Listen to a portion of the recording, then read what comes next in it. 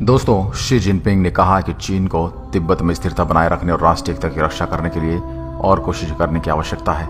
बता दें, चीन ने 1950 में तिब्बत पर अपना नियंत्रण स्थापित किया था। नेता दलाई लामा के साथ खड़े कुछ लोगों का कहना है कि चीन ने तिब्बत के लोगों को और वहां की संस्कृति के साथ बुरा व्यवहार किया है। सरकारी समाचार एजेंसी शिन्हुआ के अनुसार शी जिनपिंग ने बैठक में बताया कि तिब्बत के स्कूलों में राजनीतिक और वैचारिक शिक्षा पर और जोर दिए जाने की आवश्यकता है ताकि वहां हर युवा दिल में चीन के लिए प्यार का बीज बोया जा सके।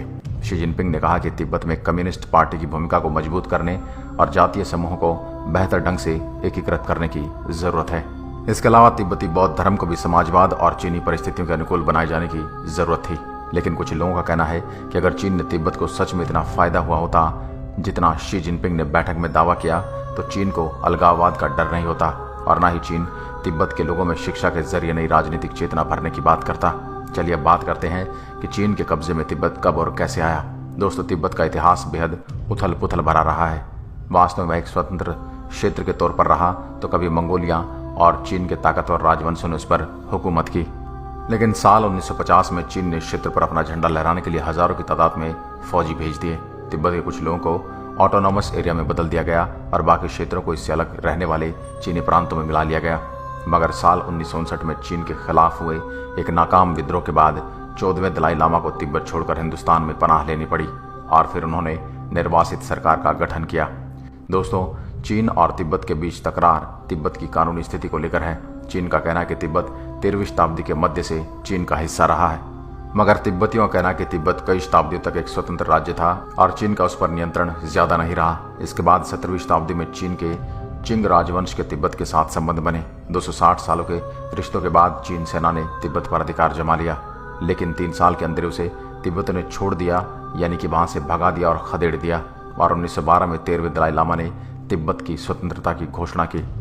1951 में चीनी फौजी ने एक बार फिर से तिब्बत पर कंट्रोल कर लिया और तिब्बत के एक शिष्टमंडल में एक संधि पर सिग्नेचर करा लिए। इसके बाद तिब्बत की प्रभुसत्ता चीन को सौंप दी गई। दलाई लामा हिंदुस्तान भाग आए और तभी से वे तिब्बत की ऑटोनॉमी के लिए संघर्ष कर रहे हैं। दोस्तों, जब चाइना ने तिब्बत पर कब्जा किया तो उसे बाहरी दुनिया से बिल्कुल काट दिया गया।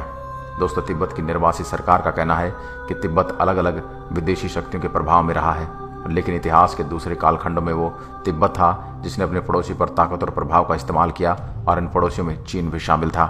चीन का कहना है कि 700 वर्षों से भी अधिक समय से तिब्बत पर चीन की संप्रभुता रही है और तिब्बत कभी भी एक इंडिपेंडेंट कंट्री नहीं रही। दुनिया के किसी भी देश ने कभी भी तिब्बत को एक इंडिपेंडेंट कंट्री के रूप में मान्यता नहीं दी। और दोस्तों, वर्ष 2003 के जून महीने में हिंदुस्तान ने ऑफिशियली मान लिया था कि तिब्बत चीन का हिस्सा है। चीन के राष्ट्रपति जियांग जेमिन के साथ तत्कालीन प्रधानमंत्री अटल बिहारी वाजपेयी की मुलाकात के बाद हिंदुस्तान ने फर्स्ट टाइम तिब्बत को चीन का अंग माना।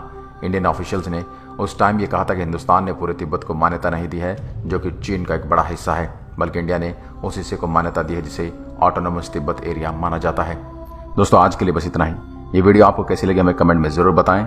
अगर वीडियो अच्छी लगी तो शेयर कीजिए। ऐसी अन्य वीडियोस देखने